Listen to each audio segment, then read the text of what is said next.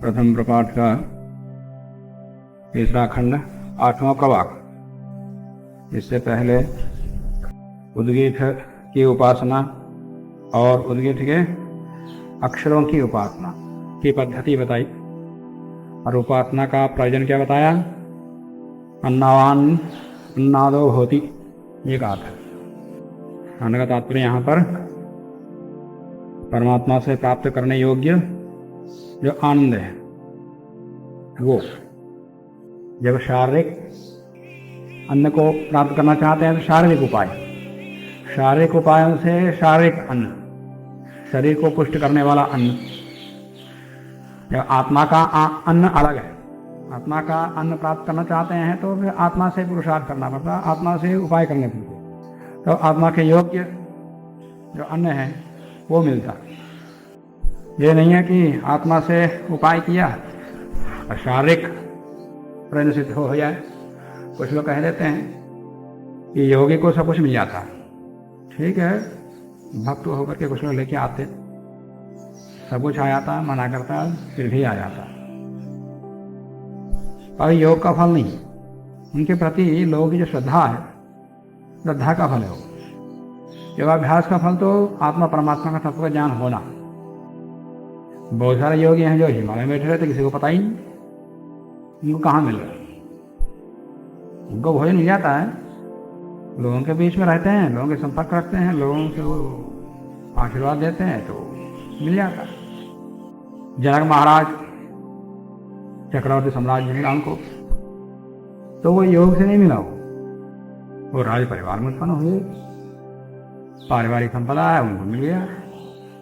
ऐसे ही अश्वपति महाराज, वो भी बड़े योगी थे, ऋषि मुनि उनके पास आध्यात्मिक तत्व के चर्चा के लिए उनके पास जाते थे। ऐसे श्री कृष्ण भी राजा हैं, वो भी योगीराज हैं। तो योग विजय अपने स्थान पर है, राजा बने वो अपने स्थान पर। योग करने से वो राजा बने या राज्य मिला, ऐसा नहीं। तो यहां पर योगाभ्यास करने से अन्न का तात्पर्य आत्मा से संबंधित अन्न, माने आत्मा को भोगने योग्य जो आनंद है, तो उसके लिए आत्मिक प्रयास करने पड़ते। अब आगे उपासना, उद्गीत की उपासना करनी है। उद्गीत की उपासना का प्रयोजन परमात्मा है, लक्ष्य परमात्मा है, उसी को लेकर के आगे कहते हैं। अथा खल्वाशी समृद्धि ही उपसराणी इति उपासीत येन सामना स्तोष्यन स्यात् तत् साम उपधावेत्। अथा खलु आशी ही समृद्धि उपसराणी। अथा खलु, अब इसके बाद माने उद्गीत की उपासना किस प्रकार से करनी चाहिए। तीनों लोकों के देवता, माने सभी लोग और सब प्रकार के देवता, और ज्ञानों में 3 प्रकार के ज्ञान, ऋक यजु साम, और उसी के अंतर्भाव सभी सब प्रकार के ज्ञान आ जाते हैं। और 3 सब प्रकार के देवता, तात्पर्य सब प्रकार के देवतावाचक शब्द, तो इन सबका ग्रहण हो जाता है। तो उद्गीत की उपासना इतना महत्वपूर्ण है, सब नामों का ग्राहक भी है। अदा खलु, इस प्रकार से उद्गीत की उपासना को जानने के पश्चात, उसके प्रयोजन को भी जानने के पश्चात, अदा खलु आशी ही समृद्धि, परमात्मा की आशीर्वाद, परमात्मा का आशीर्वाद रूपी समृद्धि कैसे प्राप्त हो, इसकी चर्चा हम आगे करते हैं। आशी ही समृद्धि ही उपसराणी, उपसराणी का तात्पर्य श्रीगत धातु है कि दौड़ते हुए समय पे पहुंचना, धीरे धीरे नहीं, दौड़ते हुए परमात्मा के पास पहुंच जाना।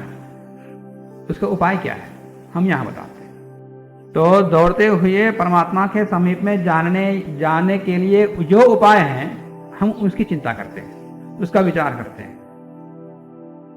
समृद्धि आशी ही समृद्धि ही उपसराणी इति उपासीता, तो उसकी उपासना करते हैं, उन उपायों पर विचार करते हैं। ये ना, जिस उपाय से सामना स्तोष्यन स्यात् तत् सामा उपधावेत्।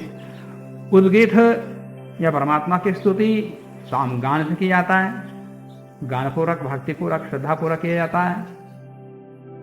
तो वो सामगान जिससे किया था ये न सामना, जिस साम से स्तुति की जाती है, स्तुष्यन स्तुति कर रहा होता है, तद सामा उपधावे, पहले साम की चिंता करो। जिस साम से स्तुति करते हो उस साम के ऊपर विचार करेंगे, शेष उपायों पर आगे करते जाएंगे। बस इस उपनिषद समाप्ति तक इन उपायों की चिंता है।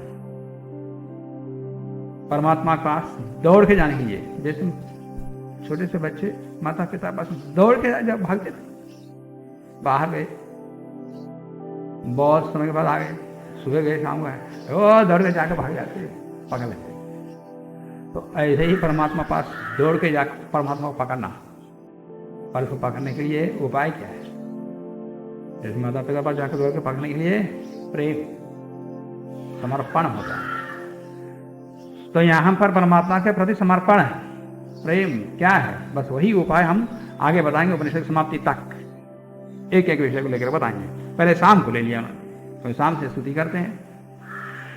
यस्याम ऋचि ताम ऋचम यद आर्षेयम तम ऋषिम यो देवताम अभिष्टोष्यन् स्यात् ताम देवताम उपधावेत्। यस्याम ऋचि ताम ऋचम यद आर्षेयम, सामगान करते हैं, ये ऋचाद्यूढ़ सामा गायेत।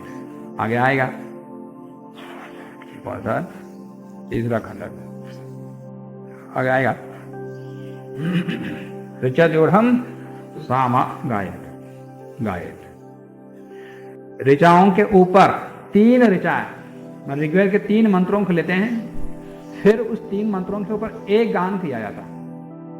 तो ये श्याम ऋचि, जिस ऋचा पर, ताम ऋचम यद आर्ष, जिस ऋचा पर, जिन ऋचाओं पर सामगान करते हो, तो उस ऋचा के ऊपर पहले विचार करो। ताम ऋचम यद आर्षिम, जिस ऋषि का मंत्र है, वो किस ऋषि का मंत्र है, ताम ऋषिम, उस ऋषि पर विचार करो। और याम देवताम अभिष्टोषण, जिस देवता की स्तुति करते हो, तो वहां उन मंत्रों की देवता क्या है, उन मंत्रों का देवता क्या है, उस पर विचार करो। ताम देवताम उपधावेत, यहां पर विचार करना। तो जिन ऋचाओं पर सामगान करोगे, उन ऋचाओं का ऋषि क्या है, देवता क्या है, उस पर विचार करो, फिर गान करो। किसी मंत्र के अर्थ को जानने के लिए ऋषि, देवता, छंद, स्वर, इन पर विचार करना चाहिए। ऐसा प्रायः सभी आचार्य, वेद की व्याख्याता सभी आचार्य कहते हैं। तो यहाँ ऋषि भी कह रहे हैं कि परमात्मा को जानना हो तो इनको जानना अनिवार्य है। तो सबसे पहले मंत्र के अर्थ को जानने के लिए सबसे पहले जानने योग्य, विचार करने योग्य तत्व कोई है तो क्या है, ऋषि। के बाद देवता या छंद, देवता अंत में। देवता का मतलब है अभिप्राय, उसका अर्थ। तो अर्थ शब्द एक होते हुए भी भिन्न भिन्न हो सकते हैं। 8 बजने वाला, इस मतलब कालराश के लिए जाना पड़ेगा। जब पाठ चल रहा तो पाठ समाप्त करना है, या कहीं जाना है तो जाने समय हो गया। ऐसा अनंत अर्थ निकल जाएंगे भिन्न भिन्न प्रसंगों में। 8 बजे मतलब 8 बजे शब्द तो सब प्रसंगों में एक ही है ना, पर अर्थ अलग अलग हो रहा है। तो वक्ता जिस दृष्टि से उन शब्दों पर किया, वो दृष्टि है ऋषि। वो किस दृष्टि से उस अर्थ का प्रकाश करना चाहता है और उन शब्दों में जिस रस को भरना चाहता है, वह है छंद और स्वर। उसके आधार पर फिर अर्थ निकलता, वो अर्थ देवता। तो परमात्मा किस दृष्टिकोण से उन शब्दों का प्रयोग कर रहा है, उस दृष्टिकोण को समझना है तो ऋषि।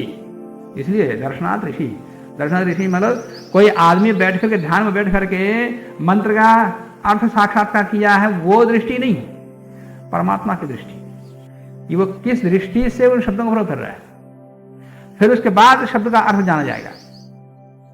अब और भैया मतलब मैं किस अभिप्राय से, किस संदर्भ में, किस समय में कह रहा हूं, उसको समझेंगे तो उन शब्दों का अर्थ निकलेगा ना। 8 बजे भोजन का समय हो गया, प्रातः का समय हो गया, ये रात को 8 बजे परंपरा भोजन का समय हो गया। अब 8 बजे का अर्थ भोजन का समय हो, भोजन का अर्थ कहाँ से निकलता? किसी पोस्ट में मिलेगा, किसी डिक्शनरी में मिलेगा? नहीं मिल सकता। दृष्टिकोण से ही निकलता, समय संदर्भ से निकलता, बस वो दृष्टिकोण ही ऋषि है। इसलिए यहाँ कह दिया कि यस्याम ऋचि ताम ऋचम यद आर्षेयम तम ऋषि मुसु, पहले ऋषि को जानो फिर उसके बाद देवता को जानो। देवता को जानने के लिए और भी है, ये न छंदसा स्तोष्यन स्यात् तच्छंदः उपधावेत्, ये न स्तोमेन स्तोष्यमानः स्यात् तम स्तोमम उपधावेत्। जिस छंद से स्तुति कर रहा होता है उपासक, पहले उस छंद पर विचार करो, क्या छंद है? छंद गायत्री, उष्णिक, अनुष्टुप, बृहति, पंक्ति, त्रिष्टुप, जगति आदि 7 प्रमुख छंद हैं, और भी बहुत सारे छंद हैं। तो वो छंद किस दृष्टिकोण से प्रयोग कर रहा है, उसी छंद में क्यों गान कर रहा है, यह स्तुति कर रहा है। शब्द, शब्द का अर्थ, फिर रस, वीर रस आदि बहुत सारे रस हैं, भक्ति रस, श्रृंगार रस आदि आदि। तो हर छंद में हर रस नहीं निकलता। किसी रस को अभिव्यक्त करना हो तो विशेष छंदों में ही वो रस निकल सकता है। वीर रस के लिए कुछ विशेष छंदों में ही वो वीर रस निकल सकता है, हर छंद में हर रस नहीं निकलता। तो वो किस रस से वो स्तुति करना चाहता, किस अभिप्राय को व्यक्त करना चाहता, वो रस से वो अभिप्राय निकलता। इसलिए छंद को पहले जाना होगा, फिर छंद के आधार पर उसका दृष्टिकोण जाना, छंद जाना, रस जाना, फिर शब्दार्थ पकड़ में आएगा। तब सृष्टि के आदि काल में परमात्मा ने जो वेद उपदेश दिया, हम उस काल पहुंच सकते इन सब उपायों से। केवल शब्द से आज नहीं जान सकते कि वो किस दृष्टिकोण से उपदेश किया। तो ये न छंदसा स्तोष्यन स्यात् तच्छंदः उपधावेत्, ये न स्तोमेन स्तोष्यमानः, जिस स्तोम से स्तुति कर रहा है, तम स्तोम उपधावेत्, तो स्तोम पर विचार करो। पहले छंद कह दिया, फिर स्तोम के ऊपर भी। अब यहां पर स्तुति की जा रही है सामगान से, और सामगान में स्तोम भी आ जाता है। स्तोम क्या होता है? 3 मंत्रों पर, 3 ऋचाओं पर एक सामगान होता है। 3 ऋचाओं को भिन्न भिन्न क्रम से, मैंने पहले मंत्र, दूसरा मंत्र, तीसरा मंत्र, फिर उसके बाद दूसरे मंत्र को पहले रखते, और तीसरी बार में तीसरे मंत्र को पहले रखते। ऐसे 3 पर्याय में गान कर, 3 पर्याय में बदलते हुए 3 मंत्रों को 9 मंत्र बन जाते, हो जाता। तो 3 पर्यायों में जो उनका परिवर्तन करके गान किया है, उनको बोलते हैं स्तोम। जो मैंने बताया कि 9 को त्रिनव बोलते हैं, तो त्रिवृत, ये त्रिवृत स्तोम है। इस प्रकार से 9 स्तोम है। त्रिवृत, पंचदश, उन्हीं 3 मंत्रों को 15 मंत्र बनाए जाते, इन 3 मंत्रों को ही आवृत्ति करके, आवृत्ति का भेद अलग अलग। तो पंचदश, सप्तदश, 21, त्रिनव, 27, 9 दिया। तुमला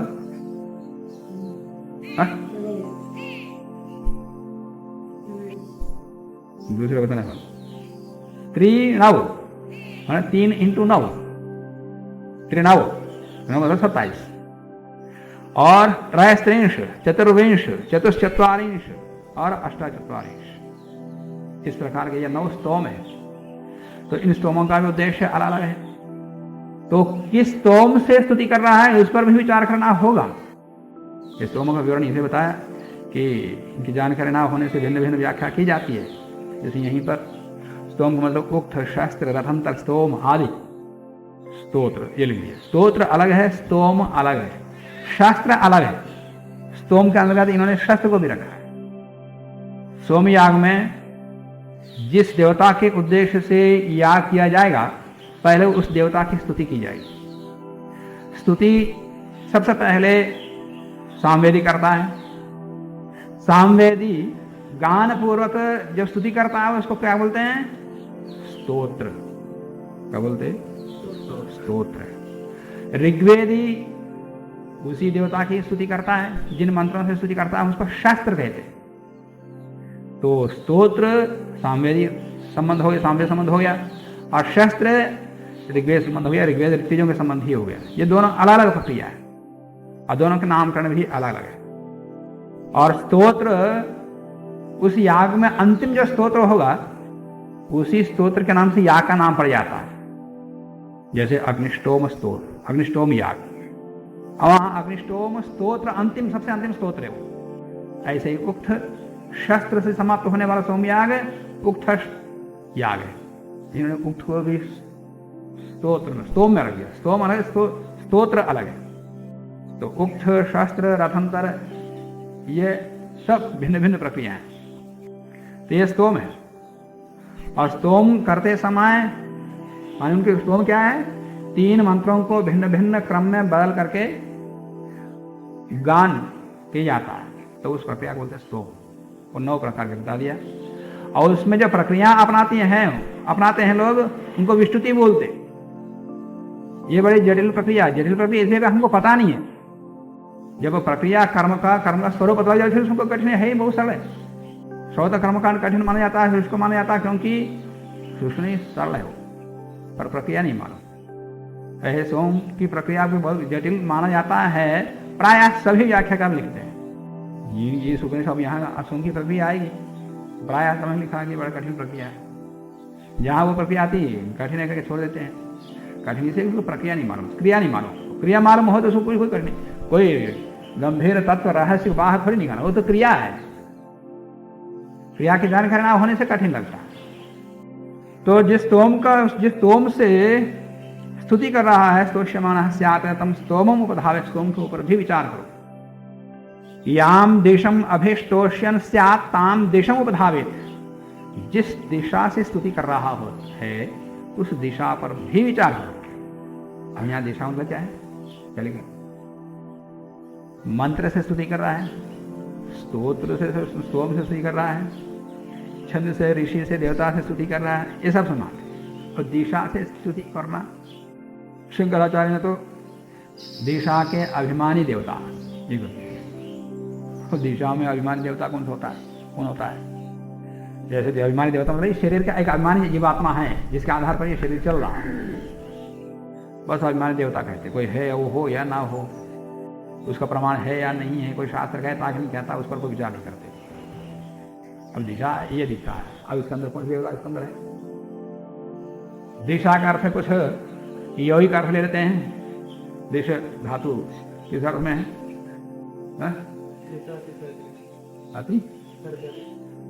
उच्चारण अर्थ में, दिश उच्चारण अर्थ में है।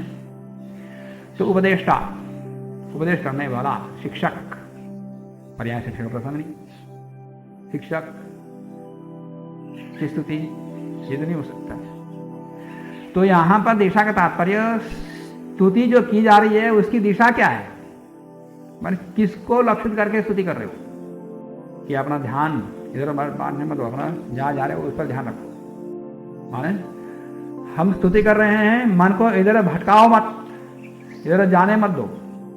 जिसकी स्तुति कर रहे हो बस उसी दिशा में तुम्हारा मन लगा रहे, अन्यत्र अन्य दिशाओं में न जाए, माने अन्य विषयों पर ना जाए। एक ही ब्रह्म उपासना के विषय में ही मन स्थिर हो। तो जिस ओर मन को लगाया है उस लक्ष्य को भी सदा हम संध्या करते हैं परमात्मा ध्यान करने के लिए, यही करते। और परमात्मा ध्यान करते या सारे संसार का ध्यान करते? सारे संसार का ध्यान करते। क्यों? क्योंकि बैठे समय जो भावना थी वो बैठने के बाद नहीं रही।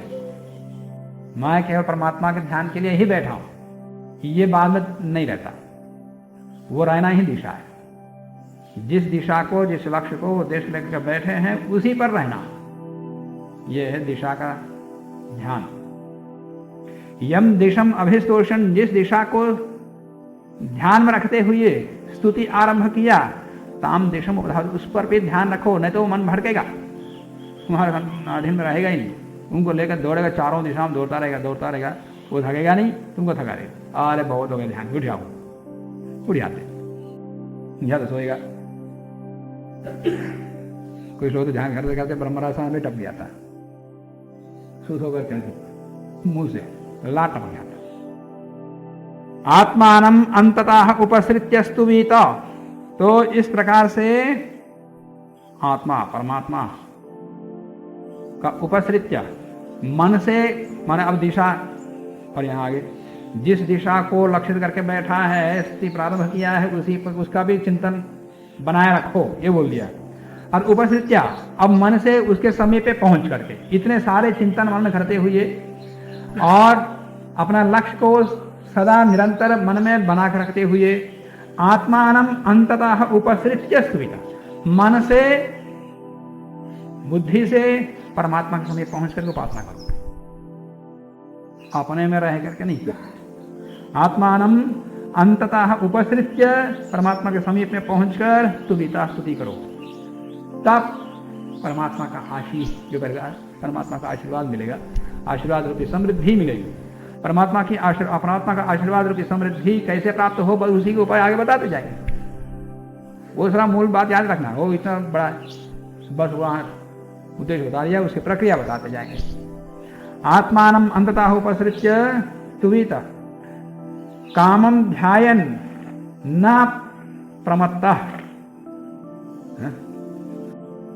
प्रमत्त होना चाहिए, ये अलग कर दिया, कहीं मिला देते कहीं अलग कर देते। कामम ध्यायन अप्रमत्तः, अभ्यासः कहीं अभ्यासः कहीं अभ्यासः, अब दोनों के ही है। अभ्यासः यद अस्मै सह कामः समृद्धेत यत् कामः स्तुवीत इति, यत् कामः स्तुवीत इति। कामम ध्यायन, जिस कामना को लेकर के उपासना स्तुति कर रहे हैं उसी का ध्यान करते हुए, न अप्रमत्तः, उसमें प्रमाद ना करते हुए, माने जिस लक्ष्य को लेकर के हम बैठे हैं उसमें प्रमाद नहीं करना, उसी पर ध्यान रहना।